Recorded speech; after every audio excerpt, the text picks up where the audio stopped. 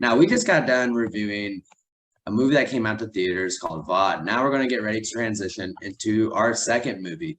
This one also coming out in the theaters, and we hope that we saw you guys there because I know that we were there. I'm enjoying a couple movies here, but we're going to be talking about the movie called Salaam, Venky. Now, Salaam, Venky is actually based on a true story. It's based on, it's based upon a chess player. I believe his name, and you mind reminding me the chess player's name? His real name, is it? Yes. It's Shrikant Murthy, so the last horror. And the chess player's name was Kolavenu Venkatesh. Okay, and the chess player suffers from a disease called Duchenne muscular dystrophy. Basically, it's a disease that contributes to the withering down of muscles in your body until you eventually leads to death. And many people with this disease have a very early death as well. And so the main character here, his name's Venkatesh. Sorry, pronunciation on those ones tripped me up. Venkatesh. Yeah, call him Venky. I'll call him Venky for the rest of this. He wants to petition to be able to donate his organs to another person when right before he dies, or right as he's dying, right when he's pronounced dead. And this is the story of him pretty much trying to get this petition passed, as well as just us taking a deep dive on all the interactions he has, with his family, with some friends, with nurses and everything. It is kind of a sad movie to watch, but it is ultimately a very compelling story. This movie is, melodramatic in a way. So I know that there were definitely some great elements. I want to pass it over to Em just to kind of give us, what her thoughts were on this film. So, I'd watched another story of a similar story called The Sky is Pink, Priyanka Chopra Farhan Akhtar. And it's a story of a kid that is going to die and how the family tries to kind of work around the death of the kid. And it's a similar story, but the treatment of the story was pretty realistically sans of drama. It was very realistic. It was very human. What really hits me the most about Salaam Venky was the over dramatization of everything. It was so over dramatized that at times I was like, stop, don't. Because you're killing the vibe for me. You're really killing the story, especially when you base something on a real life person, a person who petitioned for euthanasia, and how his mother, got the petition moving. So when you're presenting such a story, you want to stay away from drama. You want to stick to the human element of the story. But this is overtly dramatic.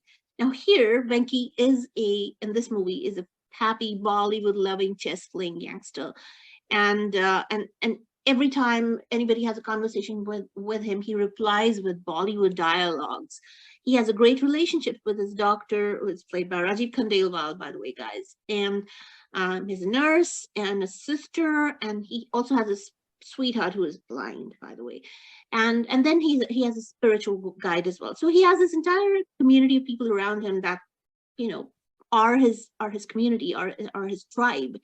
And his mother, Sujata, is a very brave woman, and she files a case seeking euthanasia on the behalf of her son because it is his last wish.